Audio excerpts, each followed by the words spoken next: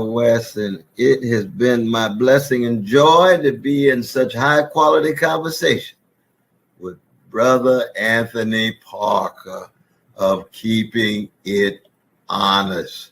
Make sure you never miss his show.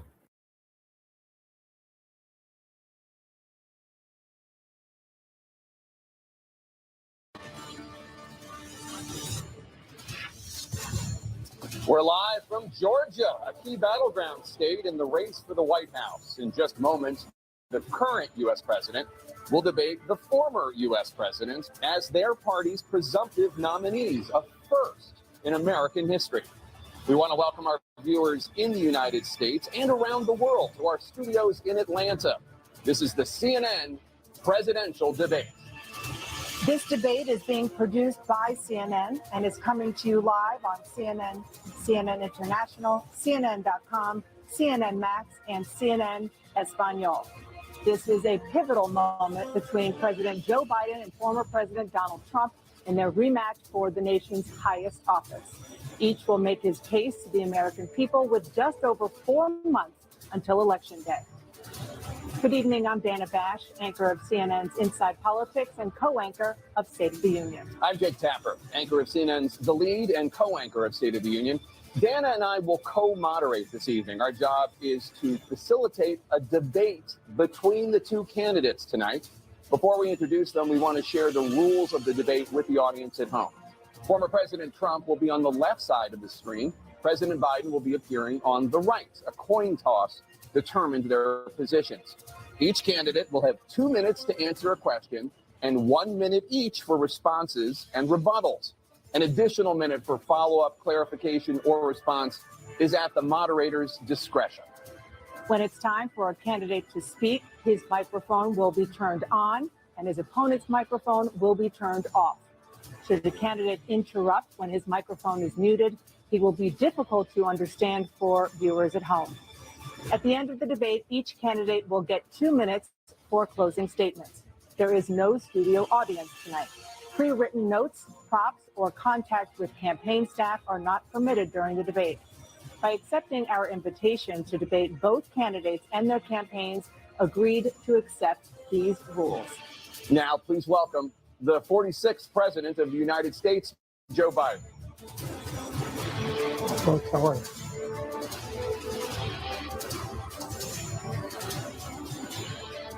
Great to be here. Thank you. And please welcome the 45th President of the United States, Donald Trump.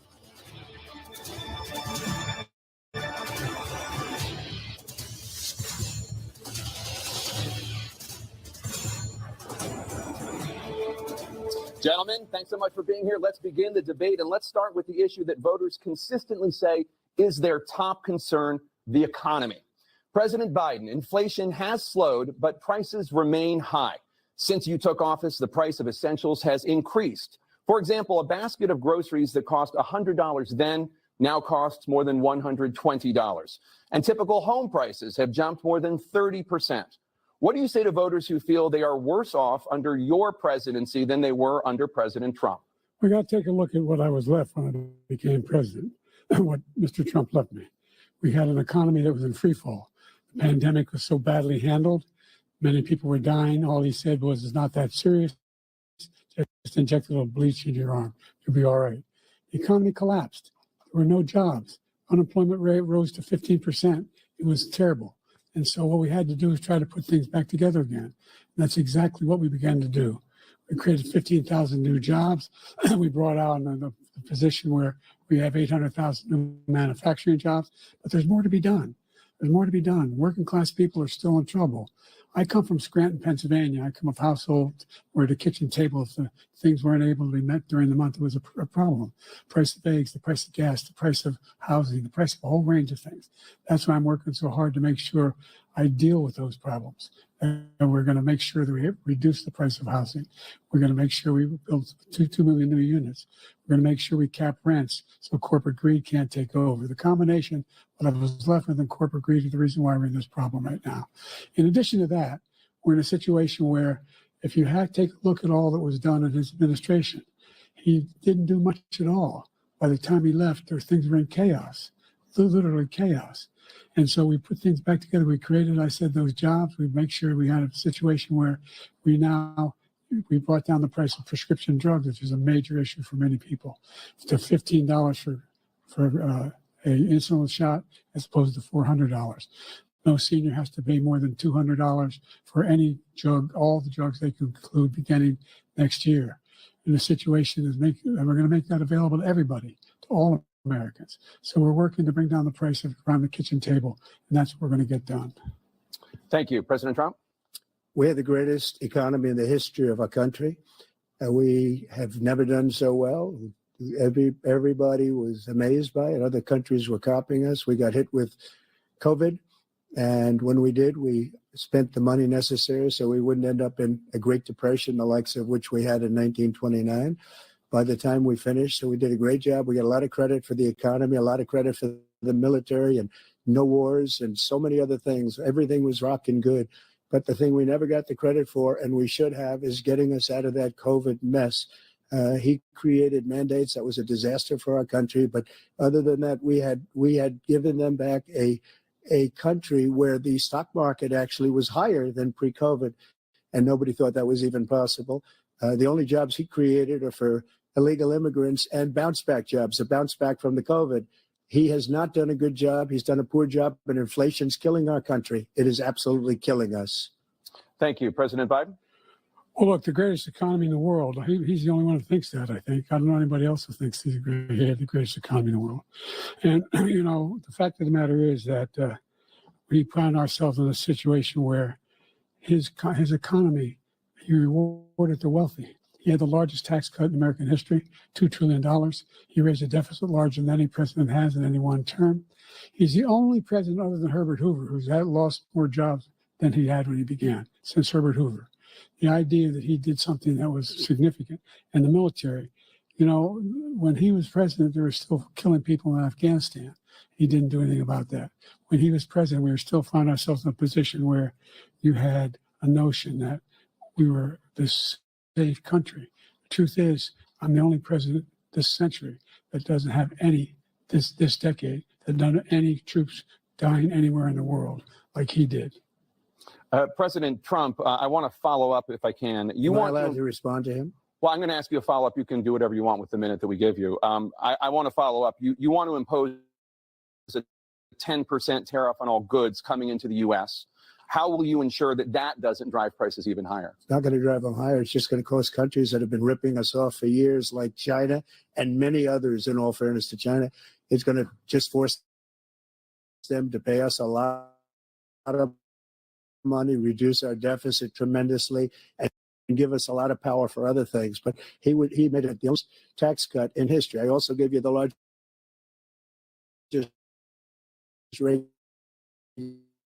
regulation cut in history. That's why we had all the jobs. And the jobs went down. And then he also said he inherited 9% inflation. No, he inherited almost no inflation, and it stayed that way for 14 months. And then it blew up under his leadership because they spent money like a bunch of people that didn't know what they were doing, and they don't know what they were doing. It was probably the worst administration in history. There's never been. And as far as Afghanistan is concerned, getting out with dignity, with strength, with power, he got out. It was the most embarrassing day in the history of our country's life. President Trump, over the last 8 years, under both of your administrations, the national debt soared to record highs. And according to a new nonpartisan analysis, President Trump, your administration approved $8.4 trillion in new debt. Well, so far, President Biden, you've approved $4.3 trillion in new debt. So, former President Trump, many of the tax cuts that you signed into law are set to expire next year. You want to extend them and go even further, you say. With the U.S. facing trillion-dollar deficits and record debt, why should top earners and corporations pay even less in taxes than they do now? Because the tax cuts spurred the greatest economy that we've ever seen just prior to COVID. And even after COVID, it was so strong that we were able to get through COVID much better than just about any other country.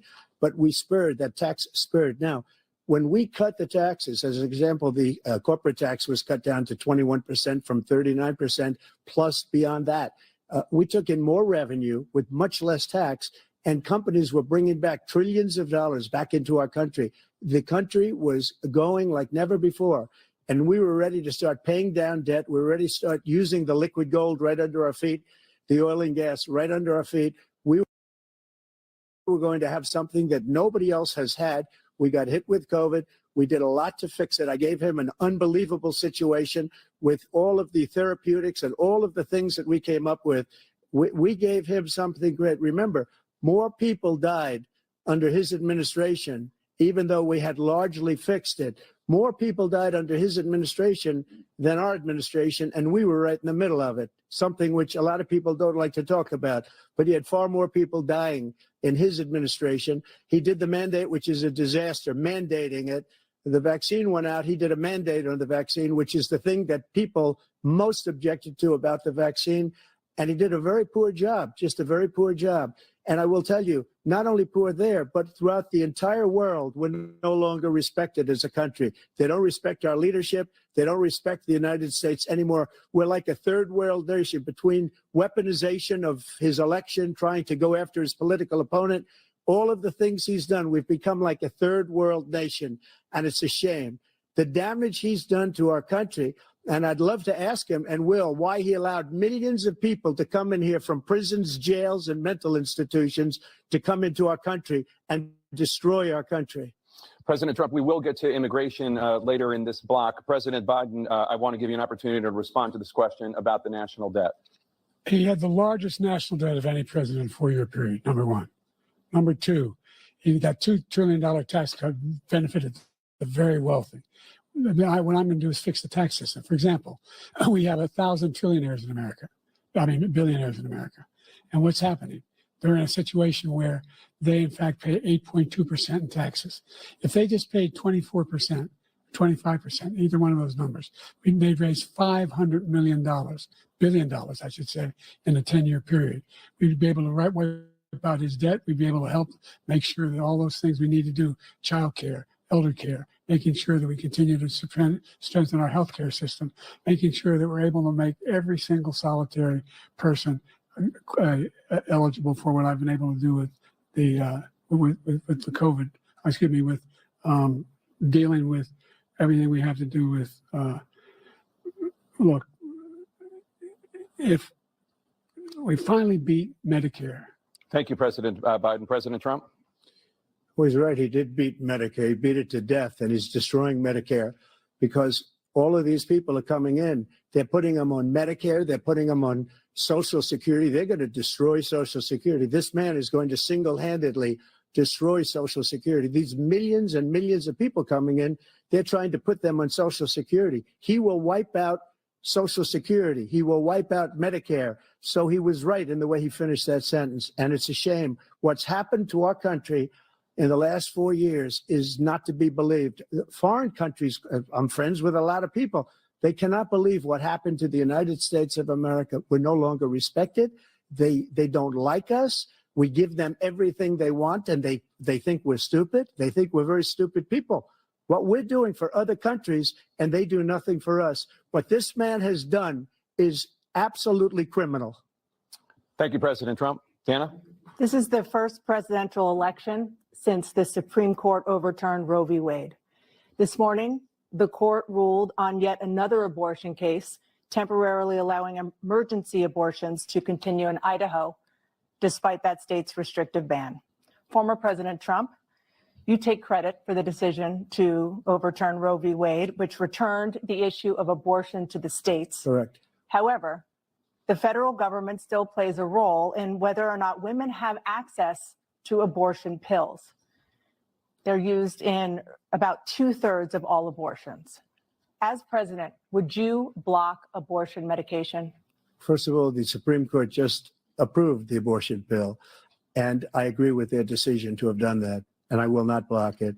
And if you look at this whole question that you're asking, complex, but not really complex. 51 years ago, you had Roe v. Wade, and everybody wanted to get it back to the states. Everybody, without exception. Democrats, Republicans, liberals, conservatives, everybody wanted it back. Religious leaders. And what I did is I put 3 great Supreme Court justices on the court, and they happened to vote in favor of killing Roe v. Wade and moving it back to the states. This is something that everybody wanted. Now, 10 years ago or so, they started talking about how many weeks and how many this, getting into other things. But every legal scholar throughout the world, the most respected, wanted it brought back to the states. I did that. Now the states are working it out. If you look at Ohio, it was a decision that was, an end result that was a little bit more liberal than you would have thought. Kansas, I would say the same thing. Texas is different. Florida is different. But they're all making their own decisions right now. And right now, the states control it. That's the vote of the people.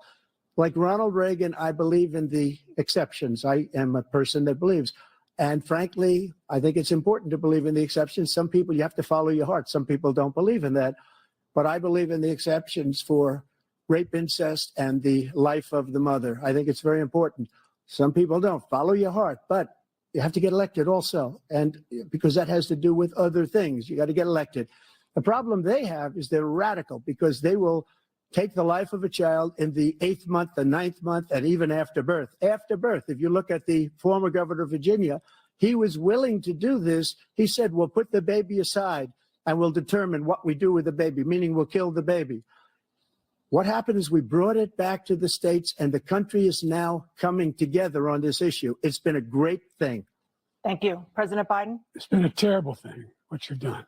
The fact is that the vast majority of constitutional scholars supported Roe when it was decided, supported Roe.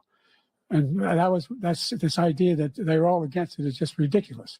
And this is the guy who says the state should be able to have it. We're in a state where in 6 weeks, you don't even know whether you're pregnant or not, but you cannot see a doctor, and have him decide on what your circumstances are, whether you need help.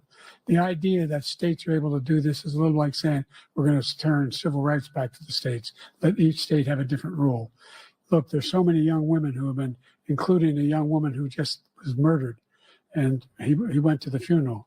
The idea that she was murdered by an immigrant coming in, they talk about that. But here's the deal.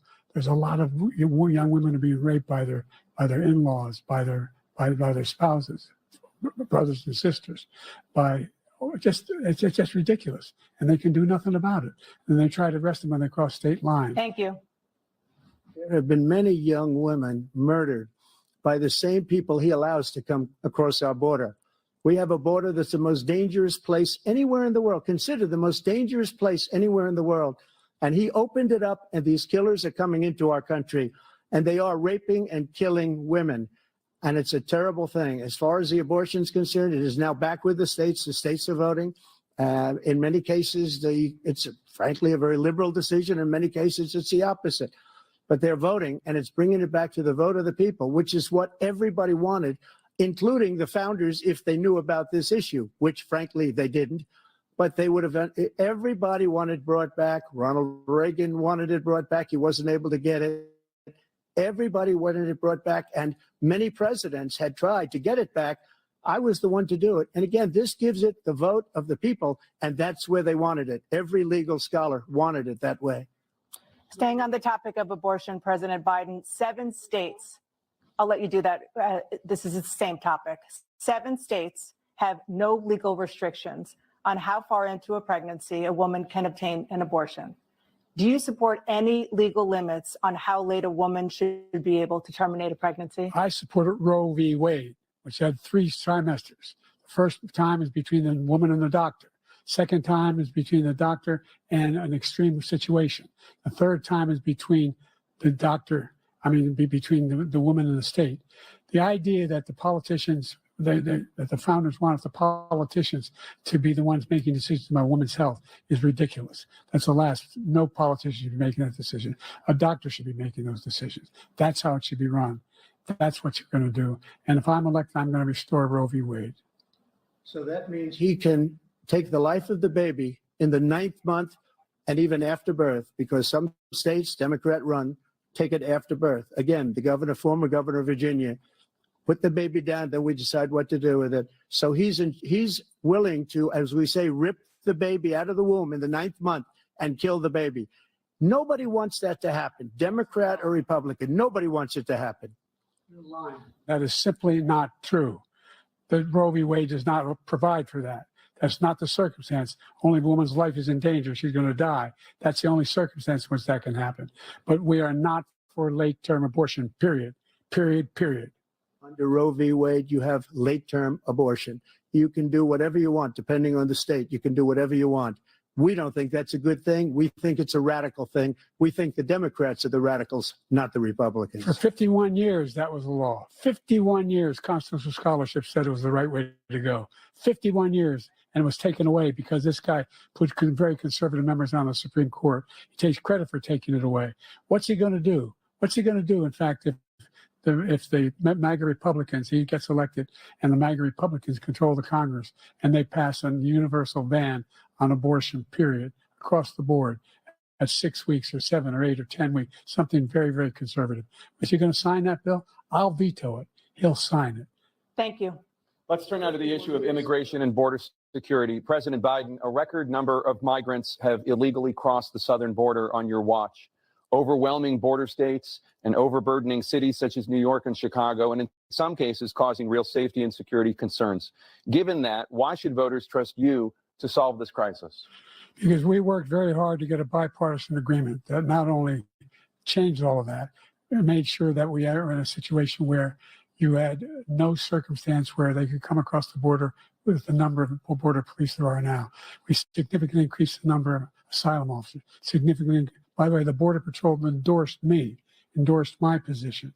In addition to that, we found ourselves in a situation where when he was president, he was separating babies from their mothers, putting them in cages, making sure the families were separated. That's not the right way to go. What I've done since I've changed the law, what's happened? I've changed it in a way that now you're in a situation where there are 40% fewer people coming across the border illegally. That's better than when he left office. And I'm going to continue to move until we get the total ban on the total initiative relative to what we're going to do with more Border Patrol and more asylum officers. President Trump? I really don't know what he said at the end of that sentence. I don't think he knows what he said either. Look, we had the safest border in the history of our country. The border, all he had to do was leave it. All he had to do was leave it. He decided to open up our border, open up our country to people that are from prisons, people that are from mental institutions, insane asylum, terrorists. We have the largest number of terrorists coming into our country right now, all terrorists, all over the world, not just in South America, all over the world. They come from the Middle East, everywhere, all over the world, they're pouring in. And this guy just left it open. And he didn't need legislation because I didn't have legislation. I said, close the border. We had the safest border in history. In that final couple of months of my presidency, we had, according to Border Patrol, who is great, and by the way, who endorsed me for president, but I won't say that, but they endorsed me for president. Brandon, just speak to him. But look, we had the safest border in history. Now we have the worst border in history. There's never been anything like it. And people are dying all over the place, including the people that are coming up in Thank you, caravans. President Trump. President Biden? The only terrorist who's done anything crossing the border is one who came along and killed under his administration, killed an Al-Qaeda person come in his administration, killed 3 American soldiers, That's the only terrorist that's there. I'm not saying that no terrorist ever got through, but the idea they're emptying their prisons, we're welcoming these people, that's simply not true. There's no data to support what he said. Once again, he's exaggerating, he's lying.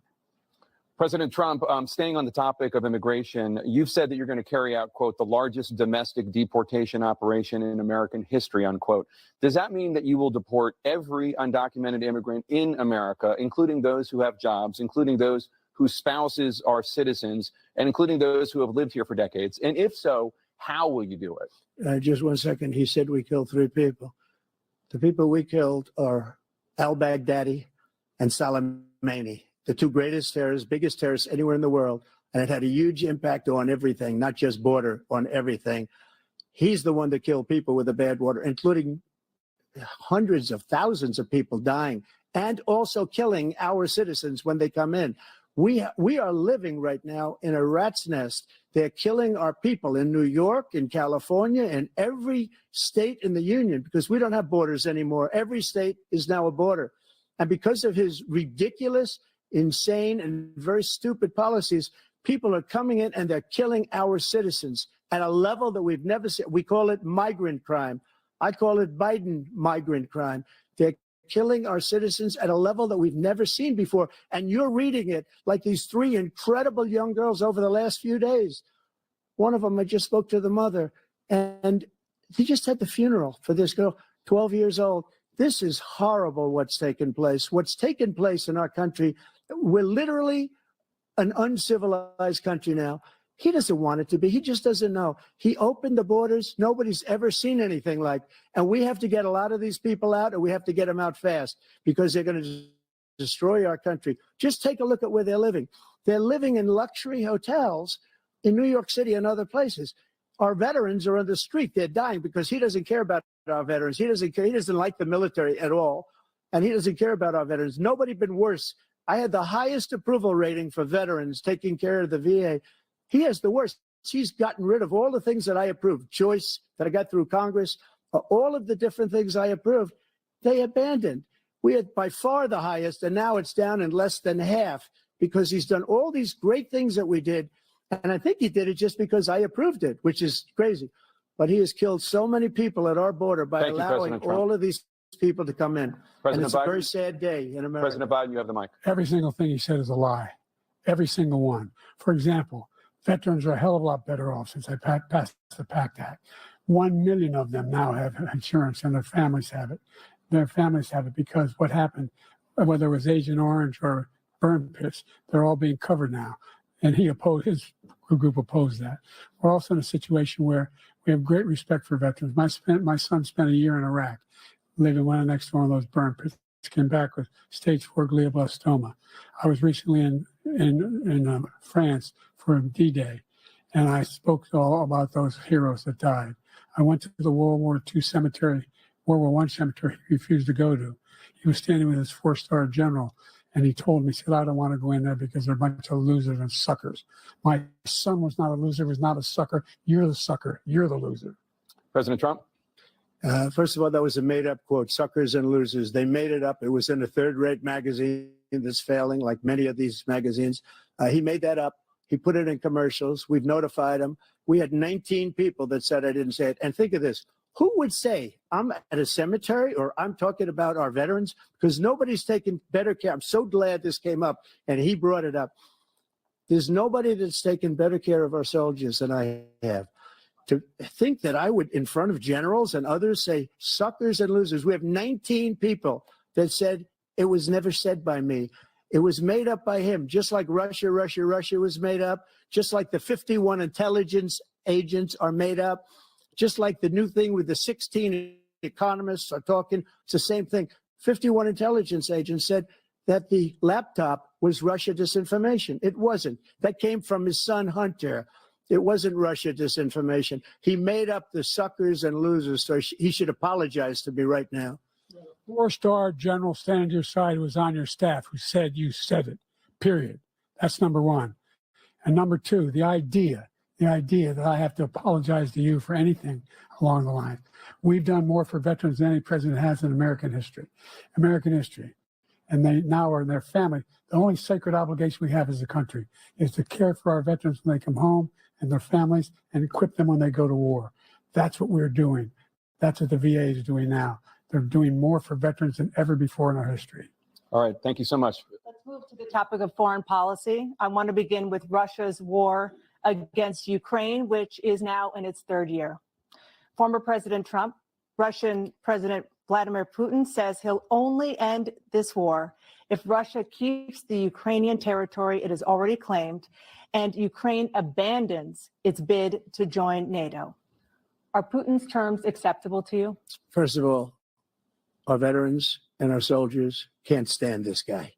They can't stand him. They think he's the worst commander-in-chief, if that's what you call him, that we've ever had. They can't stand him. So let's get that straight. And they like me more than just about any of them. And that's based on every single bit of information. As far as Russia and Ukraine, if we had a real president, the president that knew, that was respected by Putin, he would have never invaded Ukraine. A lot of people are dead right now, much more than people know. You know, they talk about numbers. You can double those numbers, maybe triple those numbers. He did nothing to stop it. In fact, I think he encouraged Russia from going in. I'll tell you what happened. He was so bad with Afghanistan. It was such a horrible embarrassment, most embarrassing moment in the history of our country, that when Putin watched that and he saw the incompetence, that he should have fired those generals, like I fired the one that you mentioned, and so he's got no love lost, but he should have fired those generals. No general got fired for the most embarrassing moment in the history of our country, Afghanistan, where we left billions of dollars of equipment behind. We lost 13 beautiful soldiers, and 38 soldiers were obliterated. And by the way, we left people behind too. We left American citizens behind. When Putin saw that, he said, you know what? I think we're going to go in and maybe take this was his dream. I talked to him about it, his dream. The difference is he never would have invaded Ukraine, never. Just like Israel would have never been invaded in a million years by Hamas. You know why? Because Iran was broke with me. I wouldn't let anybody do business with them. They ran out of money. They were broke. They had no money for Hamas. They had no money for anything, no money for terror. That's why you had no terror at all during my administration. This place, the whole world is blowing up under him. President Biden? I've never heard so much malarkey in my whole life. Look, the fact of the matter is that we're in a situation where, let's take the last point first. Iran attacked American troops, caused brain damage for a number of these troops, and he did nothing about it. Recently, not when he was president. They attacked. He said they're just having headaches. That's all it is. He didn't do a thing when the attack took place, number one. Number two, we got over 100,000 Americans and others out of Afghanistan during that airlift. Number three, we found ourselves in a situation where, if you take a look at what Trump did in Ukraine, this guy told Trump, do whatever you want and do whatever you want. And that's exactly what Trump did to Putin, encourage him, do whatever you want. And he went in. And listen to what he said when he went in. He was going to take Kyiv in 5 days, remember? Because it's part of the old Soviet Union. That's what he wanted to reestablish, Kyiv. And he, in fact, didn't do it at all. He wasn't able to get it done. And they've lost thousands and thousands of troops, 500,000 troops. President Trump, I never come back said to you that. For 1 minute. I just want to go back to my original question, which is, are Putin's terms acceptable to you? Keeping the territory in Ukraine? Acceptable. No, they're not acceptable. But look, this is a war that never should have started. If we had a leader in this war, he led everybody along. He's given $200 billion now or more to Ukraine. He's given $200 billion. That's a lot of money. I don't think there's ever been anything like it. Every time that Zelensky comes to this country, he walks away with $60 billion. He's the greatest salesman ever. And I'm not knocking him. I'm not knocking anything. I'm only saying the money that we're spending on this war, and we shouldn't be spending, it should have never happened. I will have that war settled between Putin and Zelensky as president-elect before I take office on January 20th. I'll have that war settled. People being killed so needlessly, so stupidly, and I will get it settled, and I'll get it settled fast before I take office. President Biden, you have a minute. The fact is that Putin is a war criminal. He's killed thousands and thousands of people. And he has made one thing clear.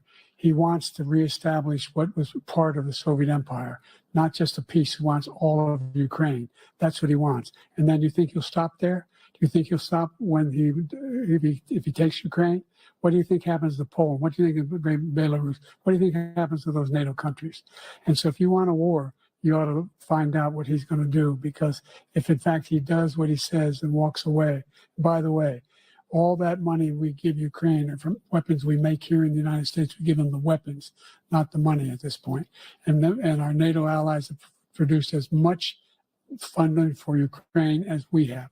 That's why we're strong. Thank you. Moving on to the Middle East. In October, Hamas attacked Israel, killing more than 1,000 people and taking hundreds of hostages.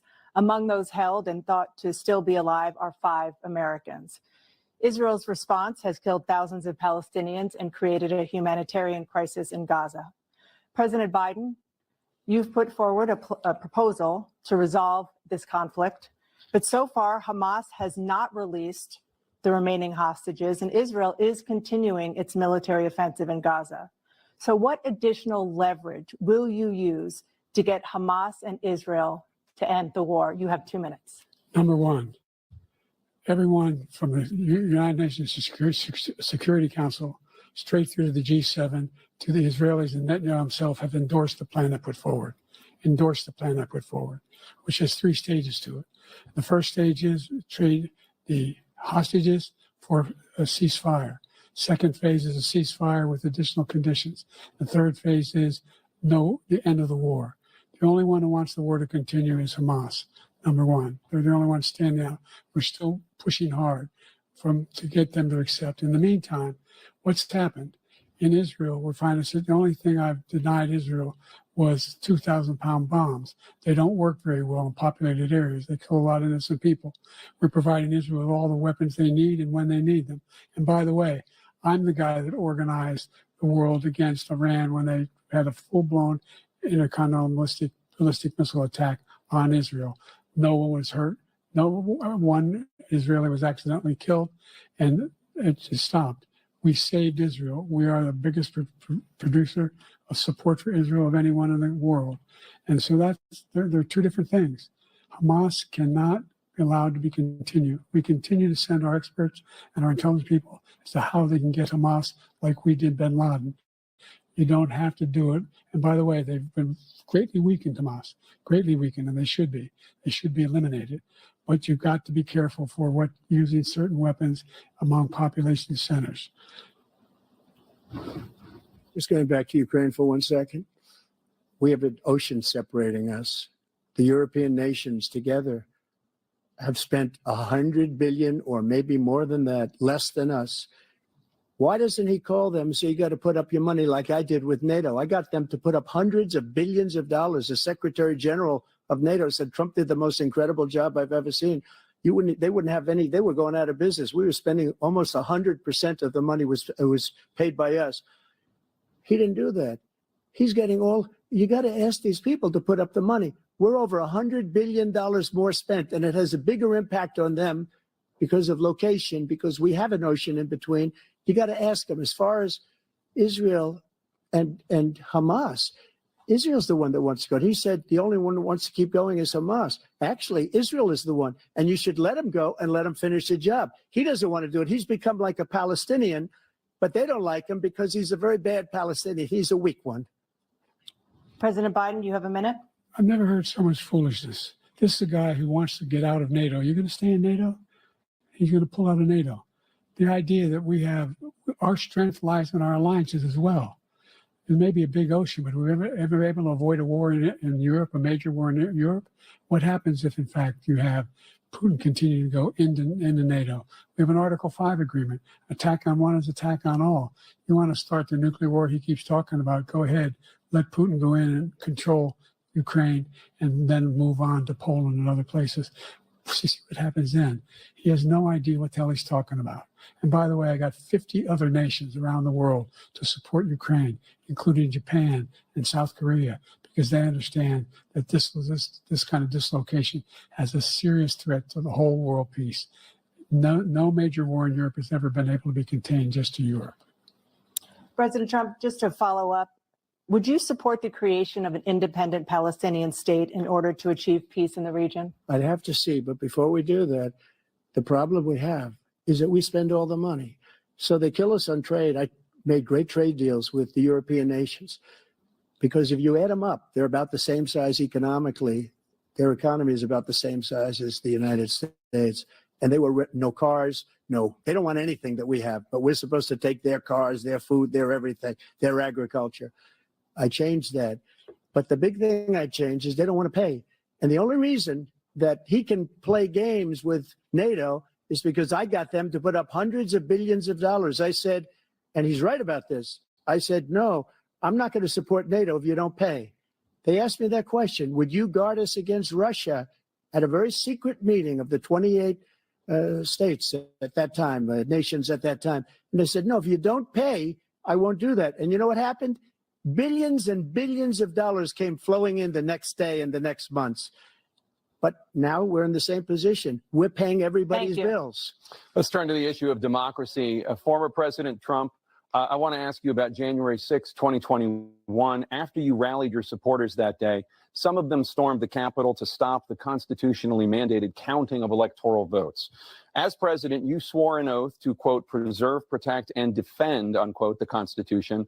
What do you say to voters who believe that you violated that oath through your actions and inaction on January 6th and worry that you'll do it again? Well, I don't think too many believe that. And let me tell you about January 6th. On January 6th, we had a great border. Nobody coming through, very few. On January 6th, we were energy independent. On January 6th, we had the lowest taxes ever. We had the lowest regulations ever. On January 6th, we were respected all over the world. All over the world, we were respected. And then he comes in, and we're now laughed at. We're like a bunch of stupid people. That what happened to the United States' reputation under this man's leadership is horrible, including weaponization, which I'm sure at some point you'll be talking about, where he goes after his political opponent because he can't beat him fair and square.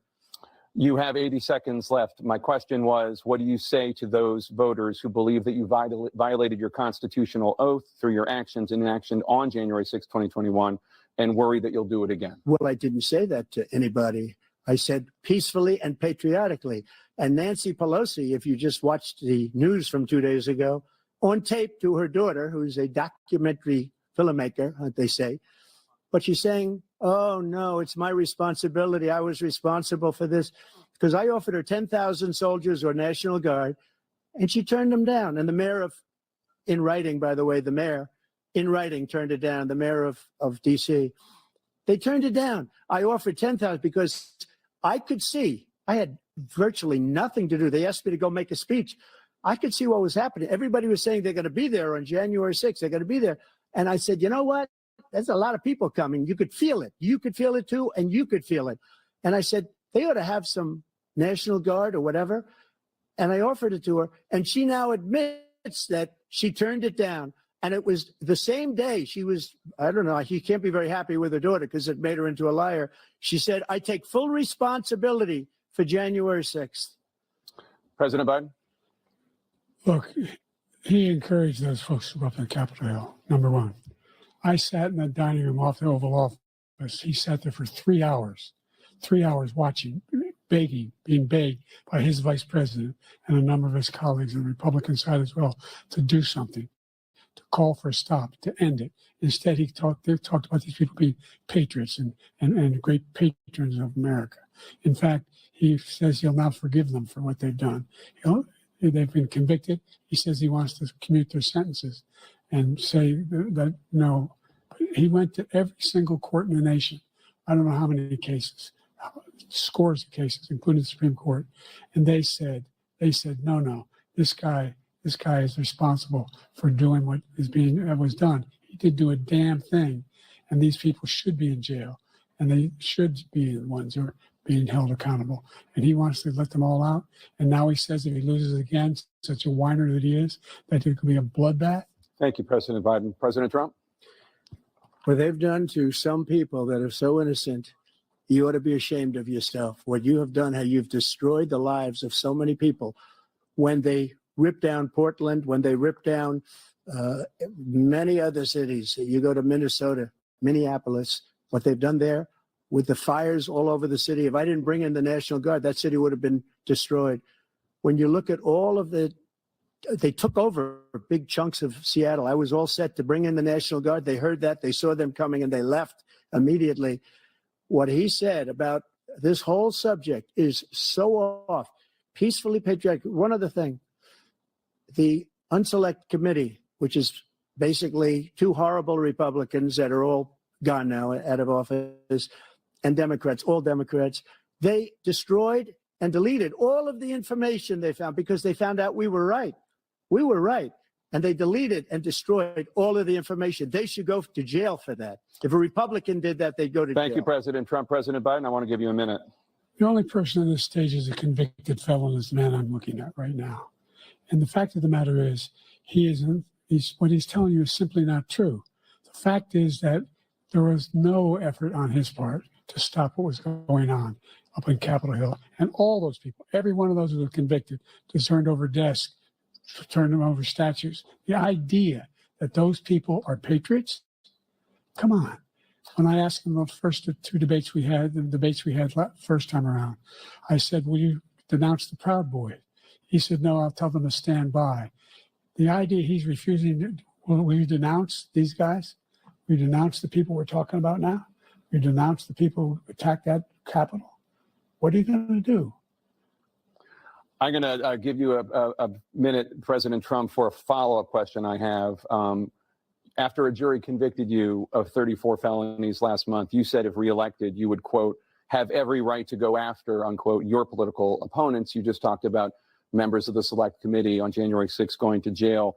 Your main political opponent is standing on stage with you tonight. Can you clarify exactly what it means about you feeling you have every right to go after your political opponents? Well, I said my retribution is going to be success. We're going to make this country successful again, because right now it's a failing nation. My retribution is going to be success. But when he talks about a convicted felon, his son is a convicted felon at a very high level. His son is convicted, going to be convicted probably numerous other times. Should have been convicted before, but his Justice Department let the statute of limitations lapse on the most important things. But he could be a convicted felon as soon as he gets out of office. Joe could be a convicted felon with all of the things that he's done. He's done horrible things. All of the death caused at the border, telling the Ukrainian people that we're going to want $1 billion or you change the prosecutor. Otherwise, you're not getting $1 billion. If I ever said that, that's quid pro quo. That we're not going to do anything. We're not going to give you $1 billion unless you change your prosecutor having to do with the son. This man is a criminal. This man, you're lucky. You're lucky. I did nothing wrong. We'd have a system that was rigged and disgusting. I did nothing wrong. Thank you, President Trump. President Biden, you have said, I'm coming right to you, sir. You want to respond? Go ahead. I'll give you a minute to respond. The idea that I did anything wrong relative to what you're talking about is outrageous. It's simply a lie, number one. Number two, the idea that you have a right to seek retribution against any American just because you're president is wrong. It's simply wrong. No president's ever spoken like that before. No president in our history has spoken like that before. Number three, the crimes that you are still charged with, and think of all the civil penalties you have. How many billions of dollars do you owe in civil penalties for molesting a woman in public, for doing a whole range of things, of having sex with a porn star on the night while your wife was pregnant? I mean, what are you talking about? You have the morals of an alley cat. Give you a minute, sir. I didn't have sex with a porn star, number one. Number two, that was a case that was started and moved. They moved a high-ranking official, a DOJ, into the Manhattan DA's office to start that case. That case is going to be appealed and won. We had a very terrible judge, a horrible judge, Democrat. The prosecutor were all high-ranking Democrats, appointed people, and both the civil and the criminal. He basically went after his political opponent because he thought it was going to damage me. But when the public found out about these cases, because they understand it better than he does, he has no idea what these cases are. But when they found out about these cases, you know what they did? My poll numbers went up, way up. You know that because you're reporting it. And we took in more money in the last 2 weeks than we've ever taken in the history of any campaign. I don't think any campaign has ever taken. Hundreds of millions of dollars came pouring in because the public knows it's a scam and it's a guy that's after his political opponent because he can't win fair and square. Thank you, President Trump. President Biden, you have said, quote, Donald Trump and his MAGA Republicans are determined to destroy American democracy. Do you believe that the tens of millions of Americans who are likely to vote for President Trump will be voting against American democracy? The more they know about what he's done, yes. The more they know about what he's done. And there's a lot more coming. He's got a lot of cases down the road coming around. He's got a whole range of issues he has to face. I don't know what the juries will do, but I do know he has a real problem. And so the fact that, could you ever think you heard any president say that I'm going to seek retribution? Do you ever hear any presidents say that I thought Hitler had some good ideas? What got me involved to run in the first place after my son had died, I decided in Iraq, because of Iraq, I said I wasn't going to run again until I saw what happened in Charlottesville, Virginia. People coming out of the woods carrying swastikas on torches, and singing the same anti-Semitic bile they sang when back in Germany. And the young woman got killed. I spoke to the mother, and they asked him, they said, what do you think of those people? The ones who got killed, the one who tried to stop it, and the ones he said, I think they're fine people on both sides. What American president would ever say Nazis coming out of fields carrying torches, singing the same anti-Semitic bile, carrying swastikas were fine people? And this is a guy who says Hitler's done some good things. I'd like to know what they are. The good things Hitler's done, that's what he said. This guy has no sense of American democracy. President Trump. Jake, both of you know that story has been totally wiped out, because when you see the sentence, it said 100% exoneration on that. So he just keeps it going. He says he ran because of Charlottesville. He didn't run because of Charlottesville. He ran because it was his last chance. He's not equipped to be president. You know it, and I know it. It's ridiculous. We have a debate. We're trying to justify his presidency. His presidency, he's without question the worst president, the worst presidency in the history of our country. We shouldn't be having a debate about it. There's nothing to debate. He made up the Charlottesville story, and you'll see it's debunked all over the place. Every anchor has, every reasonable anchor has debunked it. And just the other day, it came out where it was fully debunked. It's a nonsense story. He knows that, and he didn't run because of Charlottesville. He used that as an excuse to run. President Biden. And debunked. It happened. All you have to do is listen to what was said at the time. And the idea that somehow that's the only reason I ran because I was worried a guy like this guy could get elected. If he thought they were good people coming out of that forest, carrying those woods, carrying those torches, then he didn't deserve to be president. Didn't deserve to be president at all. And the idea that he's talking about all this being fabricated, we saw with our own eyes. We saw what happened on January 6th. We saw the people breaking through the windows. We saw people occupying his own vice president. Look, there's a reason why 40 of his 44 top cabinet officers refused to endorse him this time. His vice president hasn't endorsed him this time. So why? Why? They know him well. They serve with him. Why are they not endorsing him? Thank you, President Biden. We're going to be right back with more from the CNN president.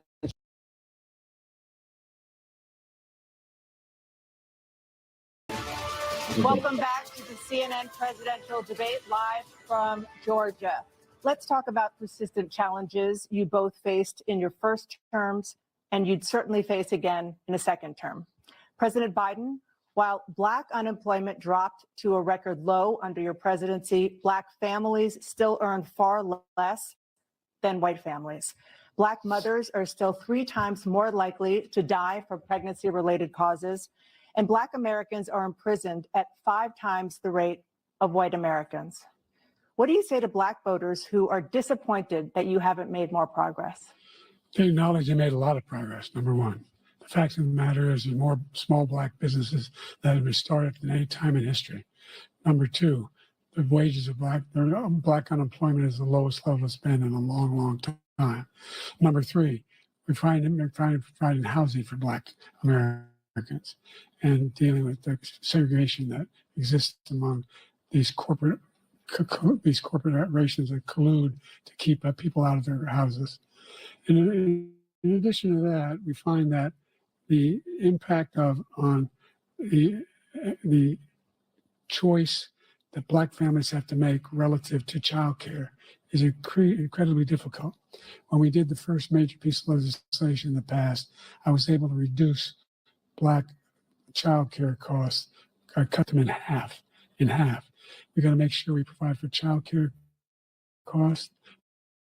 We got to make sure, because when you provide that childcare protections, increase economic growth. So there's more to be done, considerably more to be done.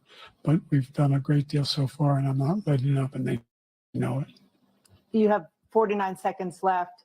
What do you say to Black voters who are disappointed with the progress so far? I say I don't blame them for being disappointed. Inflation is still hurting them badly. For example, I provided for the idea that any Black family, first-time home buyer, should get a $10,000 tax credit to be able to buy their first home so they can get started. I made sure that we're in a situation where all those Black families and those Black individuals who had to take out student loans that were ballooning, that if they were engaged in nursing, doctor, and anything having to do with volunteerism, if they paid their bills for 10 years on their student debt, all the rest was forgiven after 10 years. Millions have benefited from that. And we're going to do a whole lot more for Black families. Thank you, President Trump. And he caused the inflation. He's blaming inflation. And he's right, it's been very bad. He caused the inflation, and it's killing black families and Hispanic families and just about everybody. It's killing people. They can't buy groceries anymore. They can't. You look at the cost of food where it's doubled and tripled and quadrupled. They can't live. They're not living anymore. He caused this inflation. I gave him a country with essentially no inflation. It was perfect. It was so good. All he had to do is leave it alone. He destroyed it with his Green New Scam and all this money that's being thrown out the window. He caused inflation. As sure as you're sitting there, the fact is that his big kill on the black people is the millions of people that he's allowed to come in through the border. They're taking black jobs now, and it could be 18, it could be 19, and even 20 million people. They're taking black jobs, and they're taking Hispanic jobs, and you haven't seen it yet, but you're going to see something that's going to be the worst in our history. Thank you. President Biden? There was inflation when he became president. You know why? The economy was flat on its back. He decimated the economy at the time. There were no thousands of jobs in both areas, including minorities. We made sure that they have health insurance. We have covered, if the ACA has increased, I made sure that they're $8,000 per person in a family to get written off for health care. But this guy wants to eliminate that. They tried 50 times. He wants to get rid of the ACA again, and they're going to try again if they win. We find ourselves in a position where the idea that we're not doing anything, we put more police on the street than any administration has. He wants to cut the cops. We're providing for equity and making sure people have a shot to make it. There's a lot going on, but in inflation, he caused it by his tremendous malfeasance in the way he handled the pandemic. Thank you. Another persistent challenge is the climate crisis. 2023 was the hottest year in recorded history, and communities across the country are confronting the devastating effects of extreme heat, intensifying wildfires, stronger hurricanes, and rising sea levels. Former President Trump, you've vowed to end your opponent's climate initiatives, but will you take any action as president to slow the climate crisis? Well, let me just go back to what he said about the police, how close the police are to him. Almost every police group in the nation from every state is supporting Donald J. Trump, almost every police group. And what he's done to the black population is horrible, including the fact that for 10 years he called them super predators. We can't, in the 1990s, we can't forget that. Super predators was his name, and he called it to them for 10, and they've taken great offense at it. And now they see it happening. But when they see it for criminal justice reform and for the historically black colleges and universities, where I funded them and got them all funded, and the opportunity zones with Tim, as you know, Tim Scott was incredible. He did a great job, great senator from South Carolina. He came to me with the idea, and it was a great idea. It's one of the most successful economic development acts ever in the country, opportunity zones.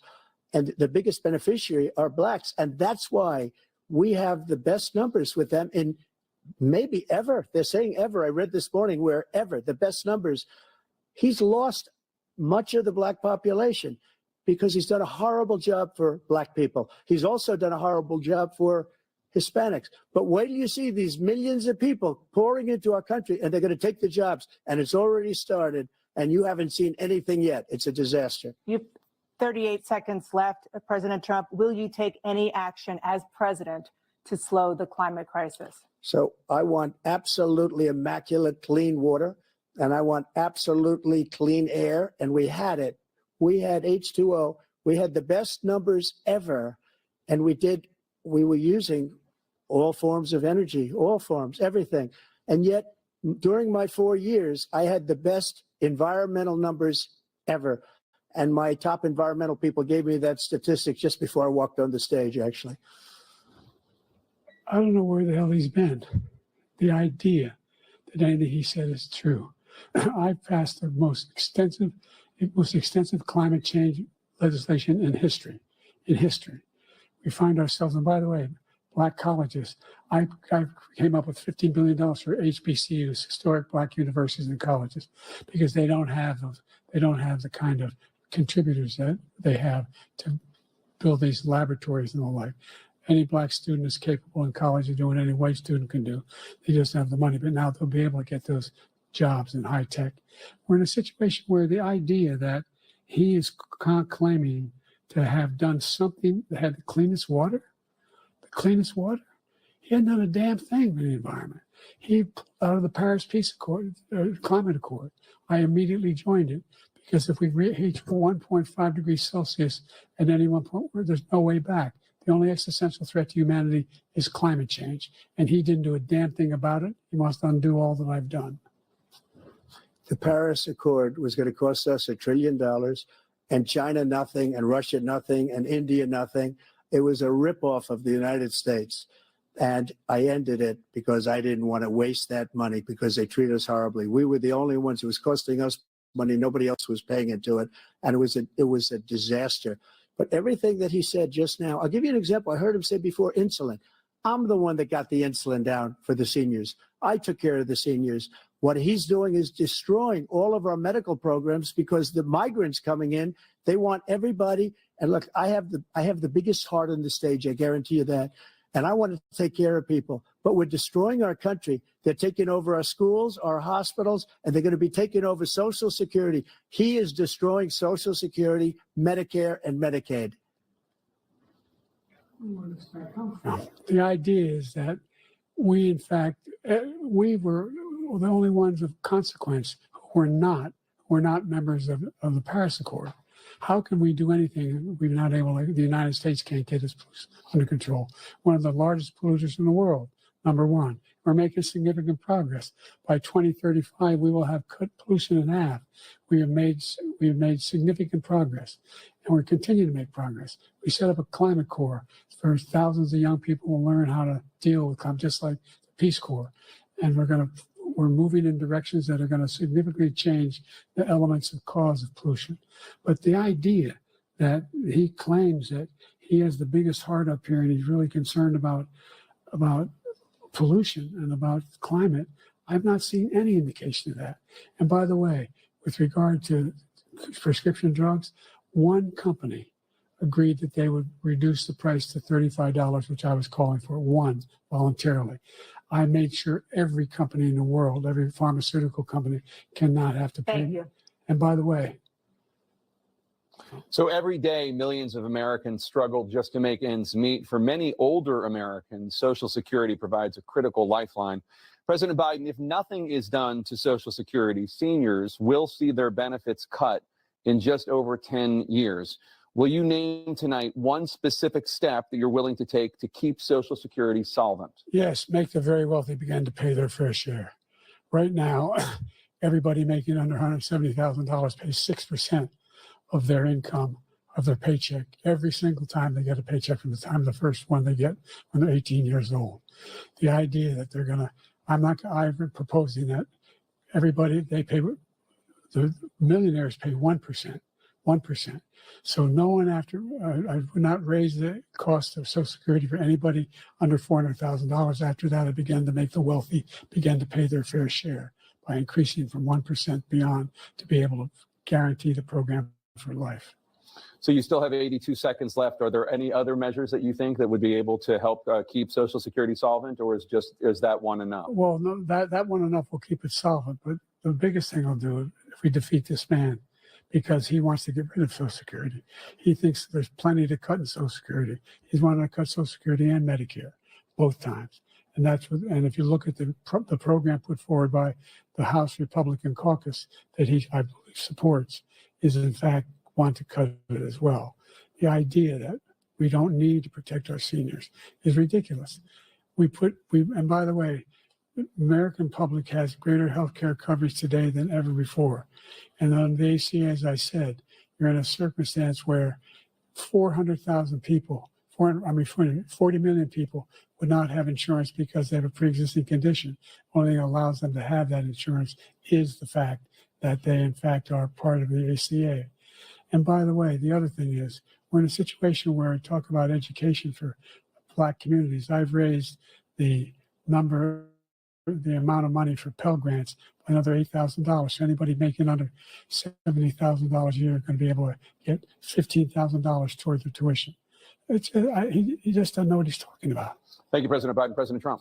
So I've dealt with politicians all my life. I've been on this side of the equation for the last 8 years. I've never seen anybody lie like this guy. He lies. I've never seen it. He can look you in the face. About so many other things too. And we mentioned the laptop. We mentioned Russia, Ukraine. Everything he does is a lie. It's misinformation and disinformation. The losers and suckers story that he made up is a total lie on the military. It's a disgrace. But Social Security, he's destroying it because millions of people are pouring into our country, and they're putting them onto Social Security. They're putting them onto Medicare, Medicaid. They're putting them in our hospitals. They're taking the place of our citizens. What they're doing to the VA, to our veterans, is unbelievable. Our veterans are living in the street, and these people are living in luxury hotels. He doesn't know what he's doing, and it's really coming back. I've never seen such anger in our country before. President Biden. The idea that veterans are not being taken care of, I told you before. And by the way, when I said suckers and losers, he said he acknowledged after that he fired that general. That general got fired because he's the one that acknowledged that that's what he said. He was the one standing with Trump when he said it, number one. Number two, the idea that we're going to be in a situation where all these millions and millions, the way he talks about it, illegal aliens are coming into the country and taking away our jobs. There's a reason why we have the fastest growing economy in the world, the reason why we have the most successful economy in the world. We're doing better than any other nation in the world. And by the way, those 15 Nobel laureates he talked about being phony, those 15 Nobel laureates, economists, they all said that if Trump is reelected, we're likely to have a recession and inflation is going to increasingly go up. And by the way, worst president in history, 159 presidential scholars voted him the worst president in the history of the United States of America. President Biden, thank you so much. Let's turn to the cost of child care, which many American families struggle to afford. President Trump, both you and President Biden have tried to address this issue, but the average cost of child care in this country has risen to more than $11,000 a year per child. For many families, the cost of child care for 2 children is more than their rent. In your second term, what would you do to make child care more affordable? Just to go back, the general got fired because he was no good. And if he said that, that's why he made it up. But we have 19 people that said I didn't say it, and they're very highly respected, much more so than him. The other thing is, he doesn't fire people. He never fired people. I've never seen him fire anybody. I did fire a lot. I fired Comey because he was no good. I fired a lot of the top people at the FBI, drained the swamp. They were no good. Not easy to fire people. You'd pay a price for it, but they were no good. I inherited these people. I didn't put them there. I didn't put Comey there. He was no good. I fired him. This guy hasn't fired anybody. He never fires.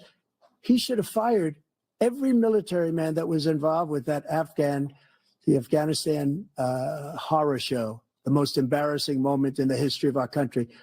He didn't fire. Did you fire anybody? Did you fire anybody that's on the border that's allowed us to have the worst border in the history of the world? Did anybody get fired for allowing 18 million people, many from prisons, many from mental institutions? Did you fire anybody that allowed our country to be destroyed? Joe, our country is being destroyed as you and I sit up here and waste a lot of time on this debate. This shouldn't be a debate. He is the worst president. He just said about me because I said it. But look, he's the worst president in the history of our country. He's destroyed our country. Now, all of a sudden, he's trying to get a little tough on the border. He came out with a nothing deal, and it reduced it a little bit, like this much. It's insignificant. He wants open borders. He wants our country to either be destroyed or he wants to pick up those people as voters. And I don't think we just can't let it happen. If he wins this election, our country doesn't have a chance, not even a chance, of coming out of this rut.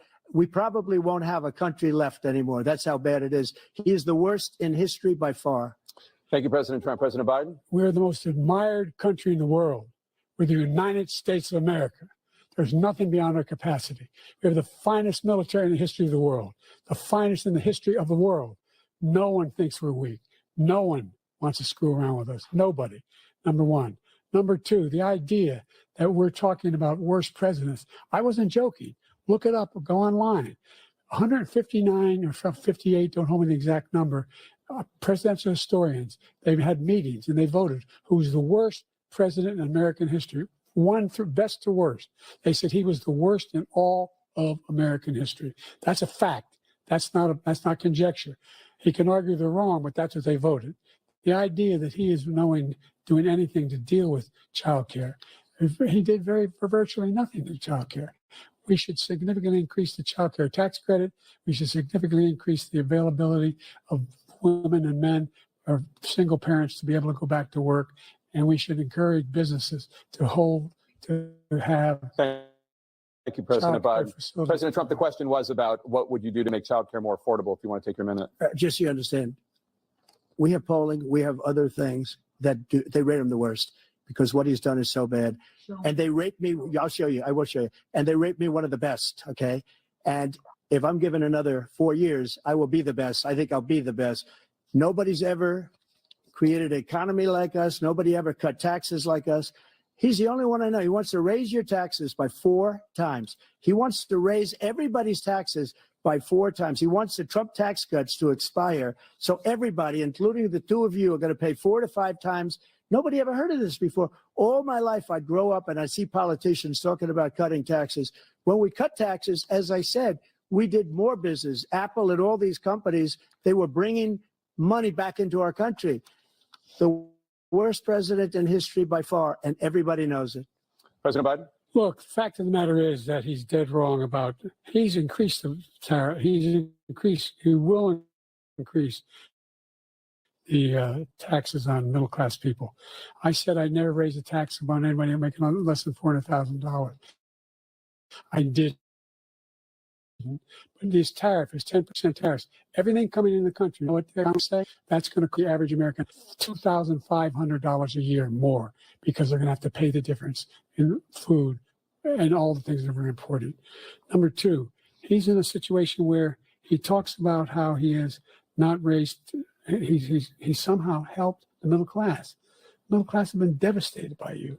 Now you want a new tax cut of $5 trillion over the next 10 years, which is going to fundamentally bankrupt the country. You have the largest deficit of any president in American history, number one. Number two, you have not, in fact, made any contact, any progress with China.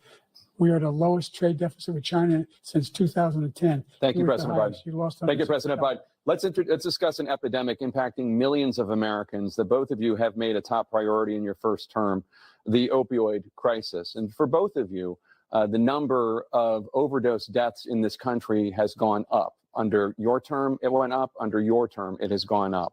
Former President Trump, despite the efforts that both of you have made, more than 100,000 Americans are dying from overdoses every year, primarily from fentanyl and other opioids. What will you do to help Americans right now in the throes of addiction who are struggling to get the treatment they need? To finish up, we now have the largest deficit in the history of our country under this guy. We have the largest deficit with China. He gets paid by China. He's a Manchurian candidate. He gets money from China. So I think he's afraid to deal with them or something. But do you notice he never took out my tariffs? Because we bring in so much money with the tariffs that I imposed. So he took them away. He can't because it's too much money. It's tremendous. And we saved our steel industries, and there was more to come, but he hasn't done that.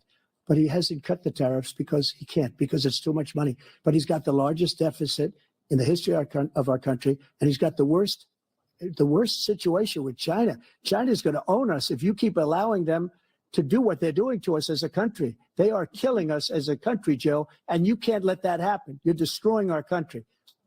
So, President Trump, you have 67 seconds left. The question was, what are you going to do to help Americans in the throes of addiction right now who are struggling to get the treatment they need? Jake, we were doing very well at addiction until the COVID came along. We had the 2.5, almost 3 years of like nobody's ever had before, any country, in every way. And then we had to get tough. And it was the drugs pouring across the border it started to increase. We got great equipment. We bought the certain dog that's the most incredible thing that you've ever seen, the way they can spot it. We did a lot. And we were getting very low numbers, very, very low numbers. Then he came along. The numbers, have you seen the numbers now? It's not only the 18 million people that I believe is even low because the gotaways, they don't even talk about gotaways. But the numbers of the amount of drugs and human trafficking in women coming across our border, the worst thing I've ever seen, at numbers that nobody's ever seen under him because the border's so bad. But the number of drugs coming across our border now is the largest we've ever had by far. President Trump, thank you. President Biden? Fentanyl and the byproducts of fentanyl went down for a while. And I wanted to make sure we use the machinery that can detect fentanyl, these big machines that roll over everything that comes across the border. And it costs a lot of money. That was part of this deal we put together, this bipartisan deal. More fentanyl machines, more be able to detect drugs, more numbers of agents, more numbers of all the people at the border. And when we had that deal done, he called his Republican colleagues, said, "Don't do it. It's going to hurt me politically." No, he never argued it's not a good bill. It's a really good bill. We need those machines. We need those machines. And we're coming down very hard in every country in Asia in terms of precursors for fentanyl. And Mexico is working with us to make sure they don't have the technology to be able to put it together. That's what we have to do. We need those machines. Thank you, President Biden. President Trump, and again, the question is about Americans in the throes of addiction right now, struggling to get the treatment they need. Well, this does pertain to it. He ended Remain in Mexico. He ended catch and release. I made it catch and release in Mexico, not catch and release here. We had so many things that we had done, hard negotiations with Mexico, and I got it all for nothing.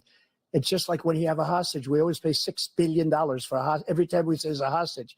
Now we have a hostage, a Wall Street Journal reporter, I think a good guy, and he's over there because Putin is laughing at this guy, probably asking for billions of dollars for the reporter. I will have him out very quickly as soon as I take office. Before I take office, I said, by literally, as soon as I win the election, I will have that reporter out. He should have had him out a long time ago, but Putin's probably asking for billions and billions of dollars because this guy pays it every time. We had 2 cases where we paid $6 billion for 5 people. I got 58 people out, and I paid essentially nothing. Thank you, President Trump. Dana? Let's turn to concerns that voters have about each of you. President Biden, you would be 86 at the end of your second term. How do you address concerns about your capability to handle the toughest job in the world well into your 80s? Well, first of all, I spent half my career being criticized being the youngest person in politics. I was the second youngest person ever elected to the United States Senate, and now I'm the oldest. This guy's 3 years younger and a lot less competent. I think that just look at the record. Look at what I've done. Look, I've turned around the horrible situation he left me. As I said, 15 million new jobs, 800,000 manufacturing jobs, more investment in America, over billions of dollars in private investment in enterprises that we are growing. By the way, we brought an awful lot of people. Well, the whole idea of computer chips, we used to have 40% of the market. We invented those chips, and we lost it because he was sending people to find the cheapest jobs overseas and to bring home a product. So I went to South Korea. I convinced Samsung to invest billions of dollars here in the United States. And guess what? Those fabs, they call it, to build these chips, those fabs pay over $100,000. You don't need a college degree for them. And there's billions, about $40 billion already being invested and being built right now in the United States, creating significant jobs for Americans from all over the world. President Biden, you have 40 seconds left. Would you like to add anything? Yeah, I would. The idea that somehow we are this failing country. I never heard a president talk like this before. We're the envy of the world. Name me a single major country president who wouldn't trade places with the United States of America for all our problems and all our opportunities. We're the most progressive country in the world in getting things done. We're the strongest country in the world.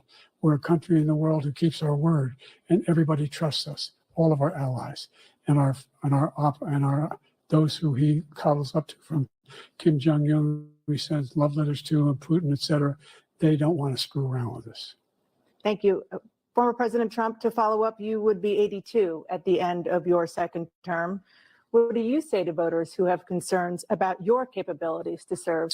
Well, I took 2 tests, cognitive tests. I aced them, both of them, as you know. We made it public. He took none. I'd like to see him take one, just one, a real easy one. like go through the first 5 questions. He couldn't do it. But I took 2 cognitive tests. I took physical exams every year.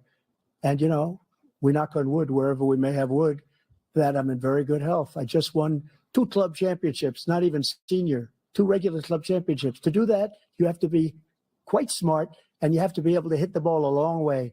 And I do it. He doesn't do it. He can't hit a ball 50 yards. He challenged me to a golf match. He can't hit a ball 50 yards.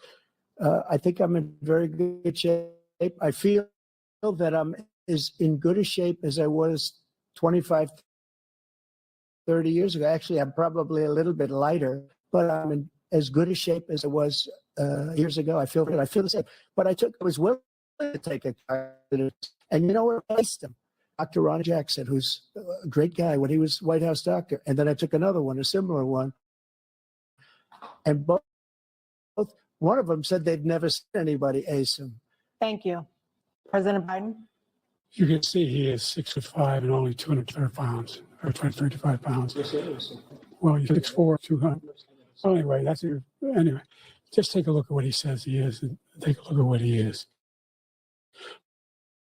Look, I'd be happy to driving because of him.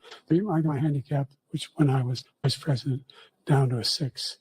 And by the way, I told you before, I'm happy to play golf. If you own bag, you can do it. That's the biggest one. But I have, you know, I've seen you swing. I know you swing. Let's not act like children. President Trump, we're going to 21 turn Let's not act like children. You to are a a child. specific concern that voters have about you. Will you pledge tonight that once all legal challenges have been exhausted, that you will accept the results of this election, regardless of who wins, and you will say right now that political violence in any form is unacceptable? Well, I shouldn't have to say that, but of course I believe that. It's totally unacceptable. And if you see my statements that I made on Twitter at the time, and also my statement that I made in the Rose Garden, you would say it's one of the strongest statements you've ever seen. In addition to the speech I made in front of, I believe, the largest crowd I've ever spoken to. And I will tell you, nobody ever talks about that. They talk about a relatively small number of people that went to the Capitol, and in many cases were ushered in by the police. And as Nancy Pelosi said, it was her responsibility, not mine. She said that loud and clear. But the answer is, if the election is fair, free, and I want that more than anybody. And I'll tell you something. I wish he was a great president, because I wouldn't be here right now. I'd be at one of my many places enjoying myself. I wouldn't be under indictment because I wouldn't have been his political opponent, because he indicted me because I was his opponent. I wish he was a great president. I would rather have that. I wouldn't be here. I don't mind being here. But the only reason I'm here is he's so bad as a president that I'm going to make America great again. We're going to make America great again. We're a failing nation right now. We're a seriously failing nation. And we're a failing nation because of him. His policies are so bad. His military policies are insane. They're insane. These are wars that will never end with him. He will drive us into World War III, and we're closer to World War III than anybody can imagine. We are very, very close to World War III, and he's driving us there. And Kim Jong-un and President Xi of China, Kim Jong-un of North Korea, all of these, Putin, they don't respect him. They don't fear him. They have nothing going with this gentleman, and he's going to drive us into World War III. You want a World War III, let him follow and win, and let Putin say, do what you want, NATO. Just do what you want. There's a thing called Article 5. An attack on one is attack on all and requires response. The idea, a single major leader in the world who wouldn't trade places with the job I've done and what they've done. Because we're a powerful nation. We have wonderful peace. It's because of the people, not me. It's because of the American people. They're capable of anything. They step up when they're needed. And right now, we're needed. We're needed to protect the world because our own safety is at stake. And again, you want to have a war, just let Putin go ahead and take Kyiv, make sure they move on, see what happens in Poland, Hungary, and other places along that border. Then you have a war. President Trump, as I come back to you for a follow-up, the question was, will you accept the results of this election, regardless of who wins?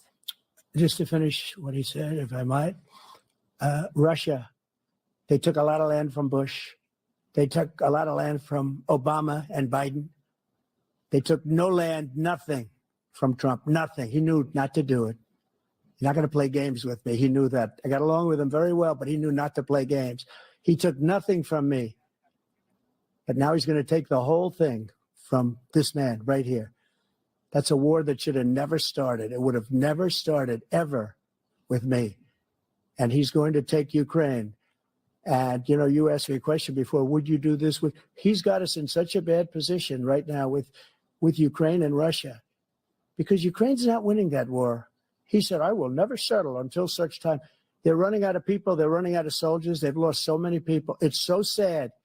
They've lost so many people, and they've lost those gorgeous cities with the golden domes that are 1,000 years old, all because of him and stupid decisions. Russia would have never attacked if I were President Trump, president. the question was, will you accept the results of the election, regardless of who wins? Yes or no, please. If it's a fair and legal and good election, absolutely. I would have much rather accepted these, but the fraud and everything else was ridiculous. And if you want, we'll have a news conference on it in a week, or we'll have another one of these in a week.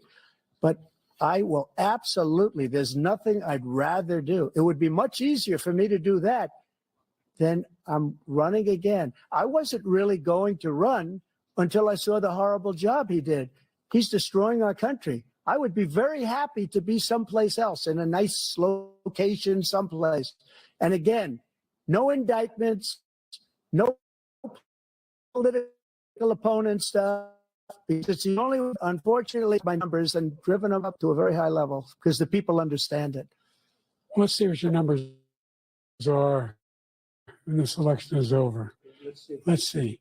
You're a whiner. When you lost the first time, you continued, you appealed and appealed to courts all across the country. Not one single court in America said any of your claims had any merit, state or local, none. But you continue to provoke this lie about somehow there's all this misrepresentation, all this stealing. There's no evidence of that at all.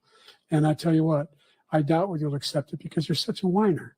The idea, if you lose again, you accepting anything, you can't stand the loss. Something snapped in you when you lost the last time. We'll be right back.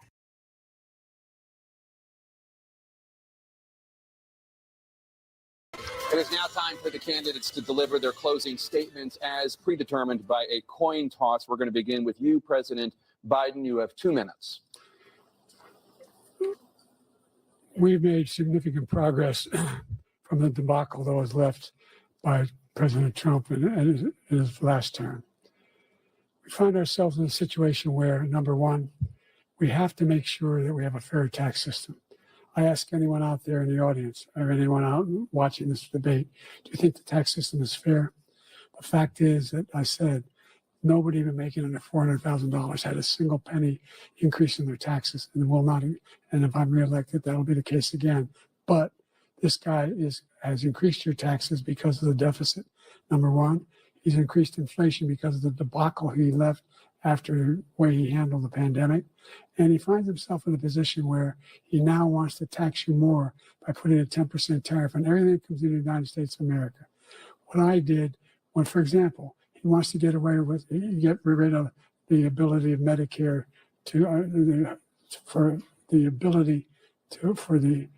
us to be able to negotiate drug prices with the big pharma companies. Well, guess what? We got it down to $35 for insulin instead of $400. No more than $2,000 for every senior, no matter how much prescription they need. You know what that did? That reduced the federal debt by $160 billion over 10 years because the government doesn't have to pay the exorbitant prices. I'm going to make that available to every senior all along. It's happening now, and everybody in America. He wants to get rid of that. I'm going to make sure that we have child care. We're going to significantly increase the credits people have for child care. I'm going to make sure we do something about what we're doing on lead pipes and all the things that are causing health problems for people across the country. We're going to continue to fight to bring down inflation and give people a break. Thank you, President Biden. President Trump, you now have 2 minutes for your closing statement. Like so many politicians, this man is just a complainer. He said, we want to do this, we want to do that, we want to get rid of this tax, that tax. But he doesn't do anything. He doesn't do, all he does is make our country unsafe by allowing millions and millions of people to pour in. Our military doesn't respect him. We look like fools in Afghanistan. We didn't stop Israel. It was such a horrible thing that would have never happened. It should have never happened. Iran was broke. Anybody that did business with Iran, including China, they couldn't do business with the United States. They all passed. Iran was broke. They had no money for Hamas or Hezbollah, for terror, no money whatsoever. Again, Ukraine should have never happened. He talks about all this stuff, but he didn't do it. For 3.5 years, we're living in hell. We have the Palestinians and we have everybody else rioting all over the place. You talk about Charlottesville. This is 100 times Charlottesville, 1,000 times. The whole country is exploding because of you, because they don't respect you, and they have to respect their president, and they don't respect you throughout the world. What we did was incredible. We rebuilt the military. We got the largest tax cut in history, the largest regulation cut in history. The reason he's got jobs is because I cut the regulations that gave jobs, but he's putting a lot of those regulations back on. All of the things that we've done, nobody's never seen anything like, even from a medical standpoint, right to try, where we can try space age materials instead of going to Asia or going to Europe and trying to get when you're terminally ill. Now you can go and you can get something. You sign a document. They've been trying to get it for 42 years. But you know what we did for the military was incredible. Choice for our soldiers, where our soldiers, instead of waiting for 3 months to see a doctor, can go out and get themselves fixed up and readied up and take care of themselves, and they're living. And that's why I had the highest approval rating in the history of the VA. So all of these things, we're in a failing nation, but it's not going to be failing anymore. We're going to make it great again. Thank you, former President Trump, President Biden. Stay with us because we have full analysis of this debate. Anderson Cooper and Aaron Burnett starts now on CNN.